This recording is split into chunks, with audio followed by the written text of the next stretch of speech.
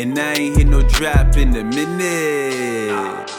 No, I'm about my business. Rappers Guide Podcast, episode 15. I'm your host, Diggy Bailz. I'm here with episode 15 just sounded crazy. It did. I looked up in there like, is it 15? That's why I looked at you, because I'm like, damn. And that's why I was looking up, because I didn't fucking know for a second either. That means we're getting there. We're making it. Today we wanted to talk to you guys about publishing and different types of publishing. And I think that me and Bailz were on the phone the other day and we had a conversation, and we were kind of like talking about how I think that sometimes we talk to people thinking that everyone's kind of aware of every part that we're aware of, or at least the basics. And I don't think there's anything wrong with not being aware of the basics and not really knowing what we're talking about. That just like the fact that you're even here means that you're trying to learn. But we want to make things as easy as possible so that we're not just one of those like elitist podcasts that figure everyone knows all the information and shit. So we're going to try to be as easygoing with publishing as we possibly can, and like really get you to understand what we're talking about.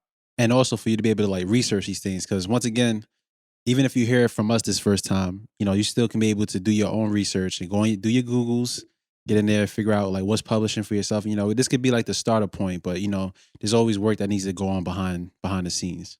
What you just said was good, because yesterday I had an artist here, and we were talking about how artists will be 10 years into a music career. We're going to get into publishing right after this, but artists will be 10 years into a music career and didn't do any research whatsoever about the music industry.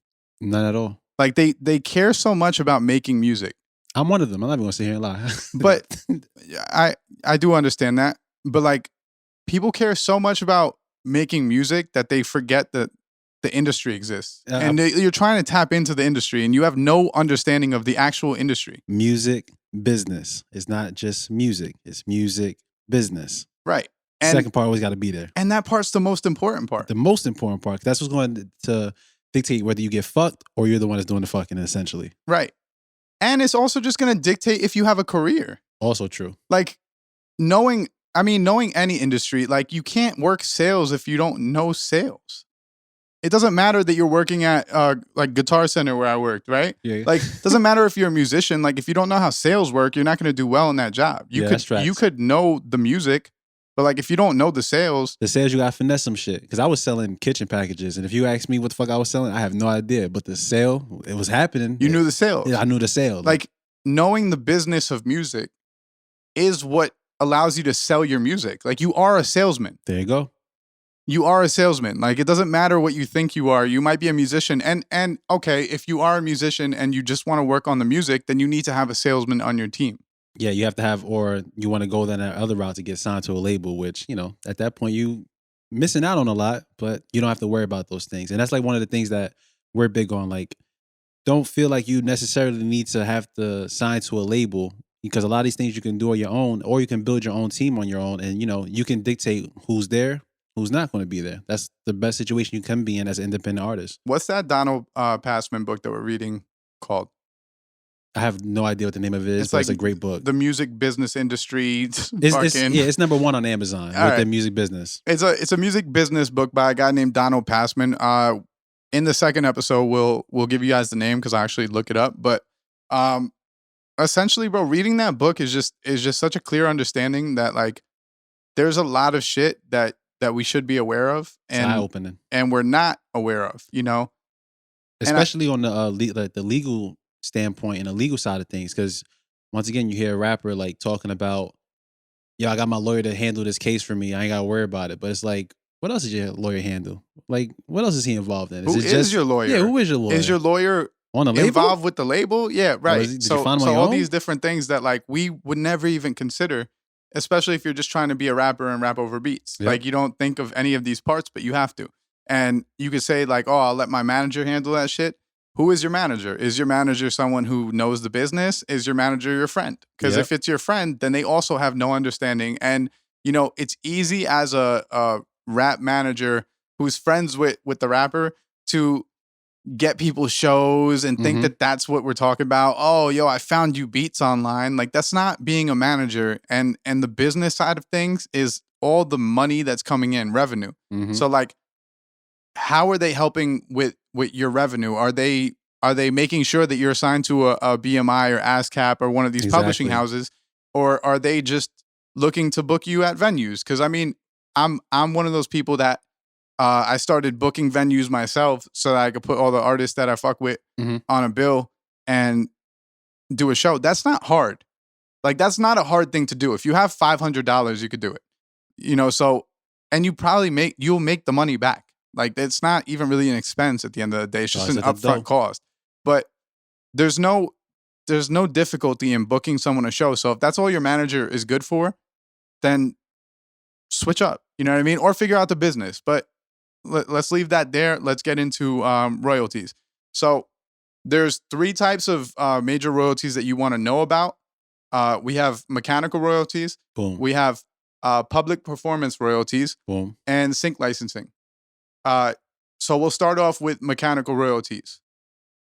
So when you think about the mechanical royalties, right? It talks about just the distribution of the actual record. So when you look at streaming, if you look at physical copies, if people are doing vinyls or CDs still, that would be considered the mechanical royalty. It's like an actual physical product that you kind of put your hand on. And in the sense of streaming, because everything's kind of different now, you can consider that as a physical product in a sense, even though it is streamed, because it's still like the actual work of the song. Yeah. So the actual work on a digital streaming platform, like a Spotify or Apple Music, that song that you're clicking on is the actual physical copy in today's day. I Yeah. mean, you could still buy a CD, you could still purchase a vinyl, you could still buy those things, even though they're more novelty now. Mm-hmm. But that itself, the sale of that is where you get mechanical royalties. So what is a royalty? A royalty is basically compensation for any sale on that. Now, depending on nowadays, it'll be your distribution platform or your distribution service. Mm-hmm. It would be whatever they're paying you for the sale of that song.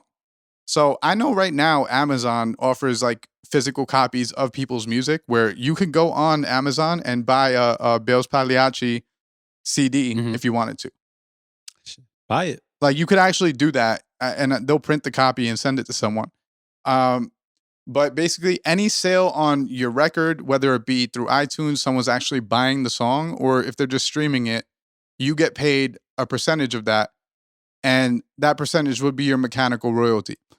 And why it's important to know what your royalty percentage is because that's basically what's going to feed you. And knowing that, like for instance, DistroKid doesn't take a percentage. They don't take that 15% that some companies do. I might be shifting from DistroKid over to a brand called 1RPM, and 1RPM takes 15%. Now, why would I shift to a company that's taking 15% over a company that's charging you a yearly fee Mhm. and not taking any percentage? Well, if you dictate that the percentage that they take is less than the yearly fee, you might be inclined to switch over. I know a lot of people, because streaming is pennies.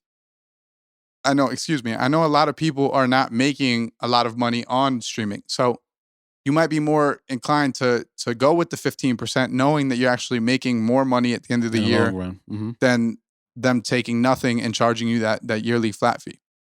And I was also like thinking about when it comes to mechanical royalties, right? When you think of, physical like an album sale, every 1,500 streams, technically for like the RIAA, where they give those plaques and everything, every 1,500 streams is considered to be like one album sale. Right. So that would be your $10. Yeah, exactly. 1,500 streams for $10. Mm-hmm. And that makes things a little bit weird. Very weird, because that's not what you always get when it comes to like Spotify. And It doesn't even music. make shit exciting. Like, Yeah, yo, at some all. people, like, I'll be one of those people. Like, most of my songs aren't making one album sale. Yeah. Most of them, majority. There's a couple I have that are over one album sale, maybe 2 album sales. I sold like 10 albums. Dude, you're going gold. 10 albums. In fact, I'm gonna go gold. Even I got like 100,000 of them shits, but whatever. And then you said that was so. We talked about the mechanical, and then All right, so the next one, public performance royalties. So there's a guy named Bourget.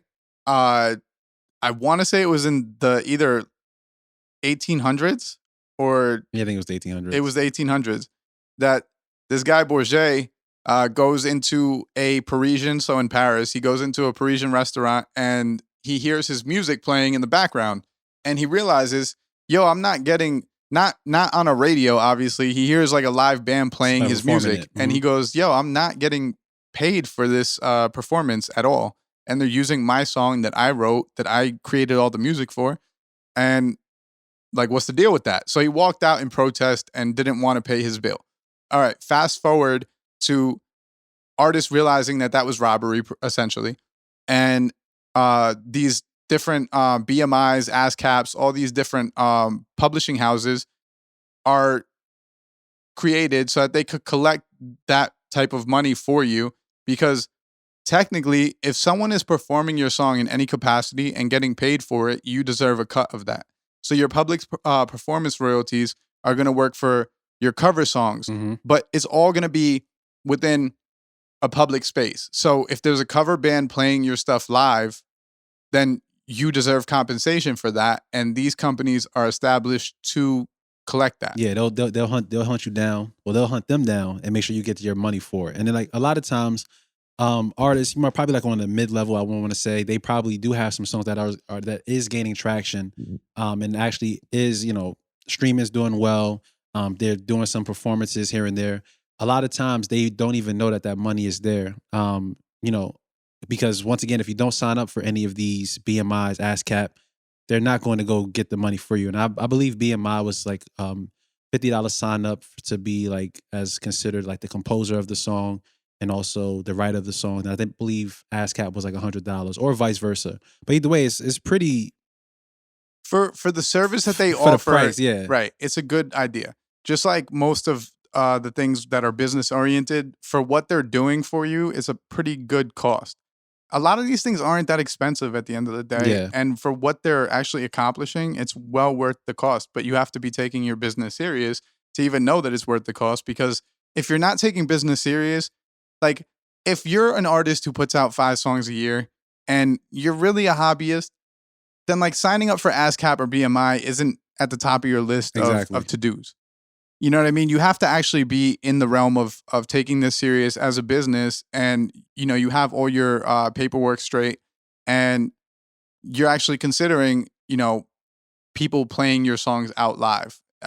For a lot of us, that doesn't happen. And specifically in hip hop, I feel like that's not constantly happening. I know that there's like white jam bands that'll play like Eminem record out, but like for the most part, some of people just coming out doing covers of like just hip hop random songs. It really doesn't happen. Yeah, I feel you. I've seen it before. I've seen cover bands like out at a bar, and they'll do like hip hop songs, but normally it's like 90s hip hop records. Nothing that's like kind of new and current. Hey, ho, hey. And then you also got to think about it too. Everybody always talking about, passive income or like, making money while you sleep or whatever the case may be. That's what you technically paying the ASCAP and the BMI to do, is to while you're sleeping, they're passively making sure that income's coming to you. That's getting that check literally every what it's month. for. And there's services all around. Like ASCAP and BMI are only one type Two of of them, that, yeah. but like Song Trust. Oh, I've seen Song Trust, Sound Exchange. Sound Exchange, yeah, a lot of them. Sound Exchange. These are companies that even make sure if internet radio station is playing your song, they'll collect for you. Like, you might think that all those plays that you're getting are coming from like just random people sitting in their house, but sometimes they're coming from a radio station. You just never know. Sometimes they're coming from an established corporation or established business that's playing your records as part of their show, and there's no reason why you don't deserve compensation for them playing your records, because at the end of the day, they're making money off of your records. Like if they sell ads or if they're getting paid by advertisers, then at that point, you deserve a cut of that because they're getting paid based on your actual music. And that's where your mechanical royalties would come in with something like that. And that's why, like, when you think about it, like, it's each of those companies, they each do something a little bit different. They all kind of do this. They're collecting your royalties, yes, but some of them, like you said before, maybe mostly for internet radio. Where I'm wrong in my statement. Which one? I said that's where your mechanical royalties would come in. It's not mechanical. It's sync licensing. Yeah, the sync licensing. And that's what we're going to get into next. But it's like, they each have different things. So you may be in BMI and you may also be in ASCAP, depending on what you're doing. Like if you're a songwriter, you may actually want to be in both of them because you're gonna get money on both ends of that spectrum. Or if you had the sync licensing, you would be making money on that one, and maybe you just make songs for like sync licensing. You don't really care about the streaming. You may not make a lot of money from those other ones. You may want to sign up for them, but it may not be your main focus, because everybody has their niche or niche, whatever the fuck it's called. You're also not confined to one of anything. Exactly. Like yo, if I want to put out music on DistroKid and I want to put out music on 1RPM and TuneCore and just see how everyone does and see what the difference is between all of them, there's nothing wrong with that. You could drop one song on each of these services and see which one you like the best, who has the best analytics, who has the best payment process, who has the best, it really varies from company to company, but you could see who does the best with each, and you can actually make an opinion based on facts after that. You know what I mean? And the same goes for like a BMI and ASCAP. You can technically do both. Yeah, because it's honestly, once again, for the price that you're paying, if you're going to take the music thing seriously, for the price that you're paying, you're not. It's an investment in yourself. Everything, like we always say this all the time. When you look at spending money whenever it comes to music, it's an investment in yourself. Don't ever look at it as I'm never going to need that. You just never know, which is why I sign up for these things. You just never know. When we always say like it could be that one song that just pops out of nowhere, and then next thing you know, and if you don't have this information, that's money that you're missing out on. Also, when you're saying investing in yourself, I want people to understand, if you won't invest in yourself, who would invest in you? Nobody. Like just ask yourself that. Like when it comes to buying a $20 beat or a lease rather, and it comes to paying for studio time, and it comes to all these different things that you would have to invest into yourself. If you're not willing to put that money forth and invest into yourself, who's going to invest in you? Nobody. And that's the confusing part. People are not willing to put money into themselves, but want money to come from elsewhere. And, people notice that. Just like you could notice when an artist is really like taking themselves serious and they're purchasing clothing, they're selling merch, and people could see that they're doing their job, right? They're buying those clothes and they're paying for the music videos and they're doing all that. So people are more inclined to pay someone that looks like they're spending on themselves and actually putting it out there. Just like, if me at the studio, I decide to go and get all the best recording equipment, when people see that equipment, they're more inclined to book a session. Yeah, they're like, because I've invested in the business. And then that just kind of ties into like with the sync deals. And if you guys don't know what sync deals is, basically like when you get your music into video games, movies, TV shows. And honestly, I've been doing some research on YouTube for a while now. People always make things seem a little bit more simpler than what it may actually be. But a lot of times, like if you're watching a show on Netflix, wherever the case may be, and you feel like you made a song that may be able to fit in there, if you just watch the credits, it'll show you like the music director or like the person that's in charge of the music production. And you normally could just type their name in on Google and then like find their email, and then you could just probably say, hey, I've been a fan of the show. Listen to this. Would you guys like to put this in your song? These are also human beings. Yeah, if it fits, it fits. And it's going to work for them because it's going to improve their show, because it beefs up whatever they're trying to show within the show. That's one of the things that I like about United Masters, is that they do have services in place that they're trying to get people sync license deals.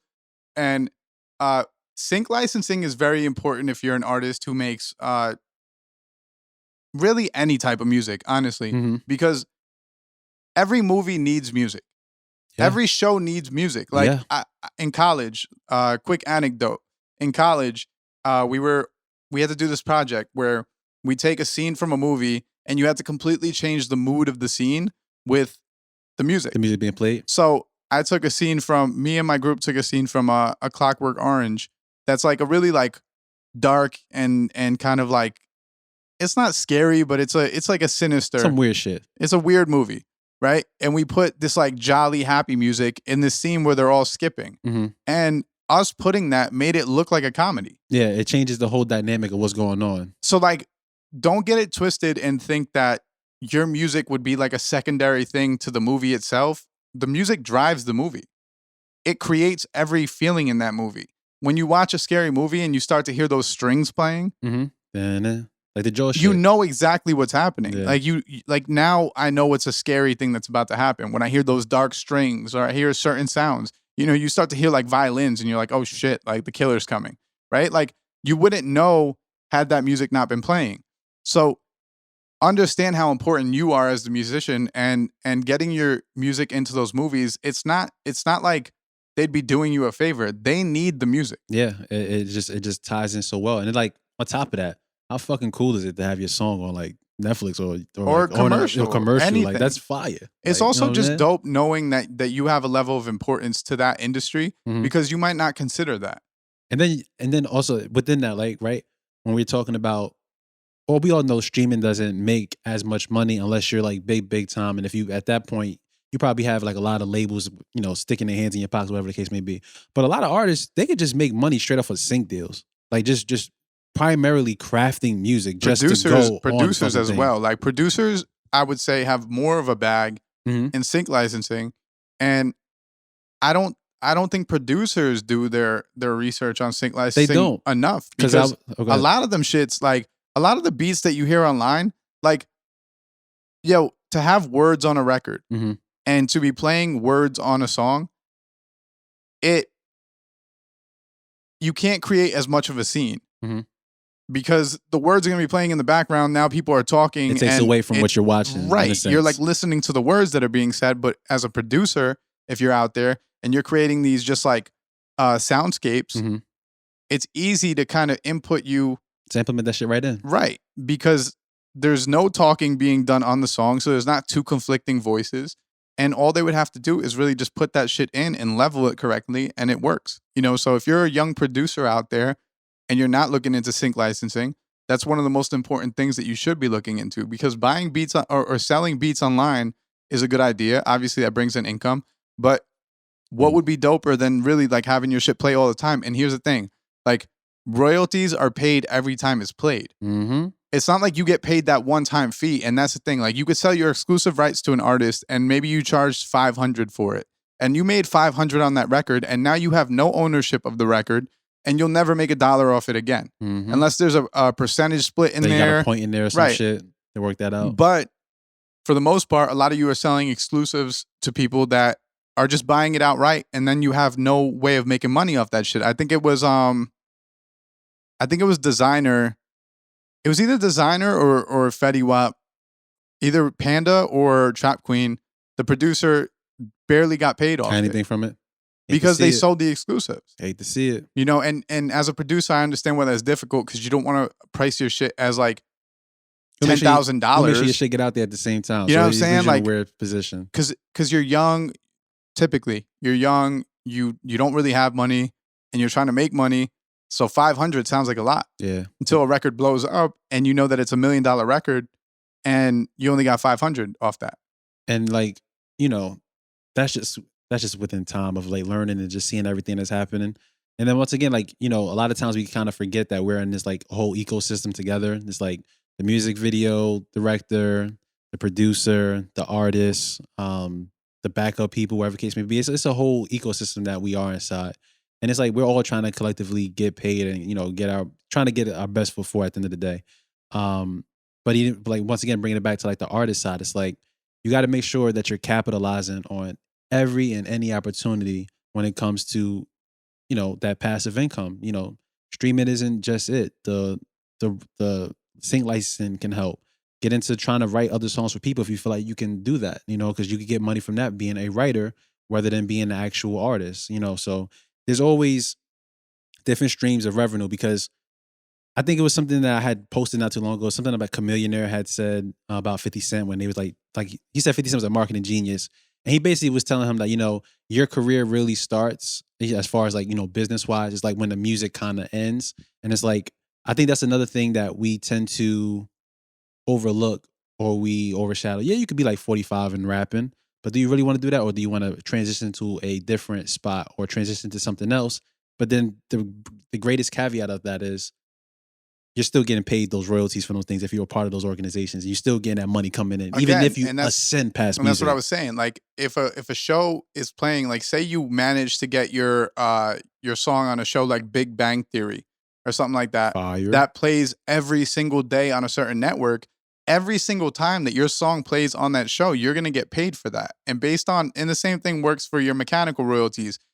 which would be streaming. Every single time that your song is played on a streaming platform, you get paid. The same concept goes for your publishing, your public performance, where every single time your song is played out at a bar, you get paid for that. And sync licensing is the same thing. So like we're looking to get paid every single time our song gets played. And that's why for a while I had a real gripe with like a SoundCloud, because although it was lovely when I was a child and I didn't know any different and I just wanted people to listen to my song, it's not cool to be in an industry that never pays you. You could equate SoundCloud, and I think SoundCloud is now paying people. So they're starting to get into it. The subscription good. base. I mean, it's about time. But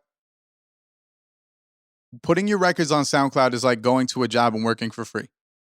Like being an intern, essentially. It's an internship. Yeah, it is an internship. Yeah. That's a good way to put it. But like, it really is like working for free. You're putting out this music that you put your hard work into, and you're not getting compensated at all. It's the same concept as going to a restaurant. They make you a busboy, and then you go to pick up your money, and they're like, "Oh, there is none." Like, thanks though. Like, it was good work. Like, you did really good job, work, buddy. Yeah. Like, we want to promote this work. It's really good. Keep busting them tables, brother. How about we give you 60,000 hours? Yeah. Not paying you a dime, And that's why I had a gripe with them, because I feel like when you get a little bit deeper into this business, you understand that you are not only doing this, like I think we tend to, as artists, we tend to forget that we're owed the money that we get paid. It's not something where like we should feel grateful that there's people, and you should be grateful that you have people out there that are supportive and are listening to you. But what I'm saying is, if you work on something, you deserve payment back for it. And that goes with anything in life. That's why LLCs are important, because if you're spending money on something, especially for a creative art or for a business model, you deserve money back. And not knowing that will lead you to be broke your whole life. Write-offs. You know what I'm saying? Like we are owed money from these places and from these people. It's not the other way around. Like, as thankful as you could be, it doesn't mean that you should ever work for free.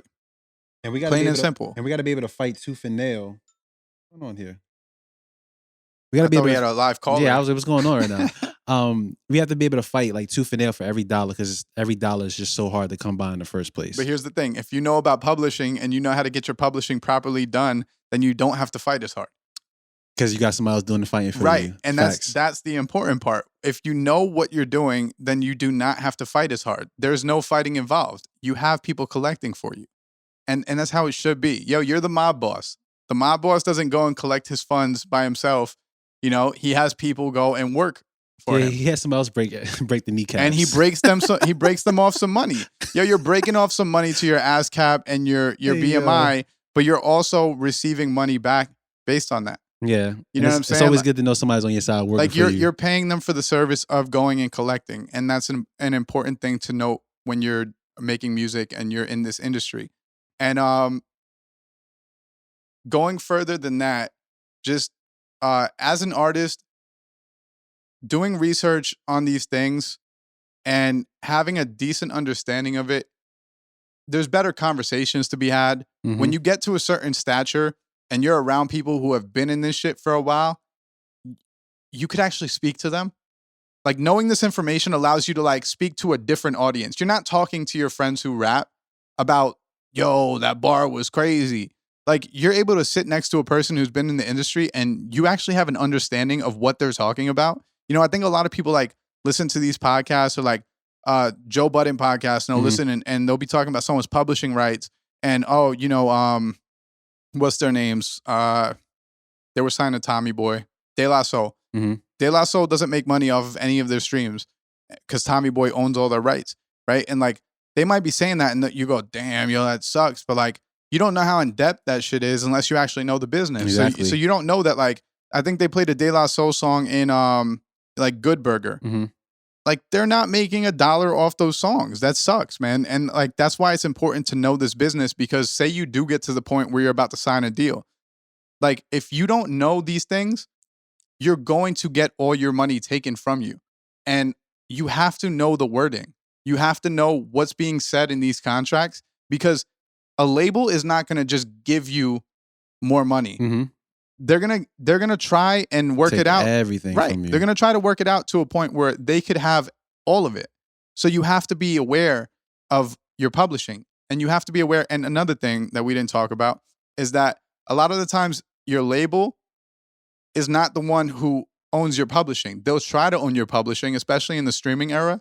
But typically, these are two different things. So there's publishing houses and there's labels.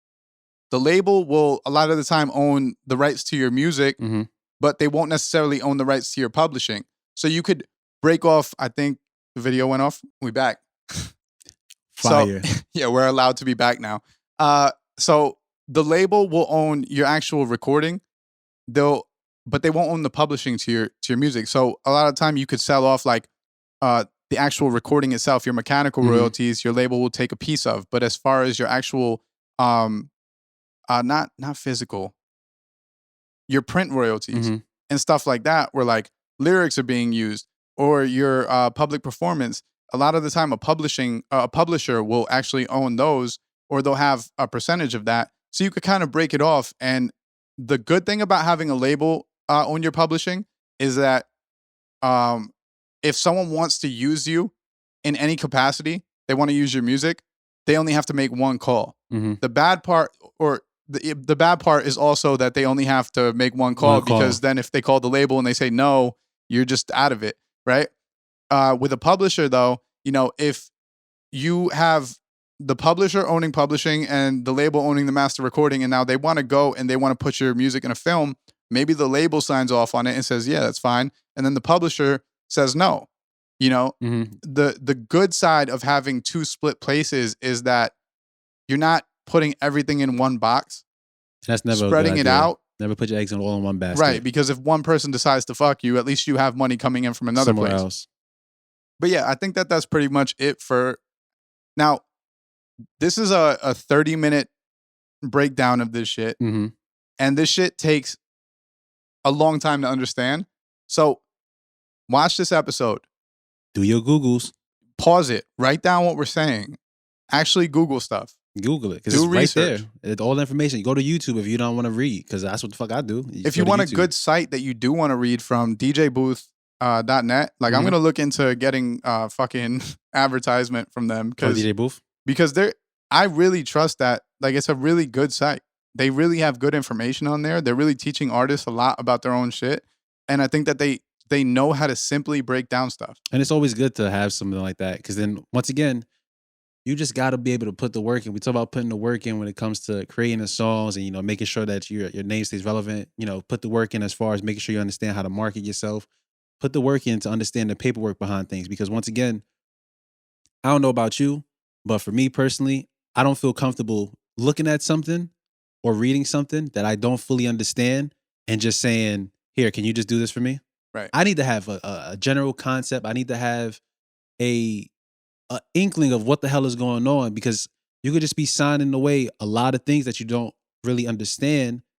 And once again, depending on who your lawyer is, you don't know if he's working for the label, if he had contacts with these executives before, and they just like, yo, just, you know, go over there, just, you know, sauce him up a little bit. Tell him whatever he wants to hear. We'll do a whole episode on having a music lawyer outside of your label. But yeah, it's important to have a lawyer read over your contracts before you sign them, because everyone's going to go to the bottom and they're going to see that it's the same as like your license agreement on like a lot of these apps and stuff. You swipe right down, except I don't give a fuck. Right? They could be taking all your pictures and selling them. You have no idea, but you're willing to just agree. And a lot of the time with contracts, people are also willing to do that. So you see like these contract disputes, like a Meg Thee Stallion with her company, and you go, damn, yo, that's fucked up. They're taking all her shit. She signed the document. She the one that signed the deal. So like you personally have to sign that. So like when you see these artists that are like, they're robbing me, it's like, dog, it's like putting your money in your hand and handing it to them, and then they take it and you're like, why'd you do that? What the fuck? Yeah, why'd you do that? Come on, give my money back. You allowed it to happen. And if you allowed it to happen, you can't have complaints at the end of the day. So if you know that you're not aware of contractual agreements, you don't know how to read the terminology, the jargon, then you go and you get someone who is aware, and they'll read it for you, and they'll know how to break it down for you so that you understand it. That's their job, literally. So just be more aware of that. And if you get to a point, you're lucky to get to a point where that's even a consideration. But hopefully you all get there. We want you all to get there. Want everybody to make it to the promised land. You don't got to sign to a label. Make up your own. Do whatever you want to do. But at the end of the day, make sure you're collecting everything that is owed to you because this is your life's work. I'm going to steal that from Joe Budden now. We'll just keep saying that. This is my life's work. So, you know what I'm saying? I like it. Rappers Guide Podcast, episode 15. We are signing out. This is Diggy Metro. Bailz Pagliacci. Peace out, guys.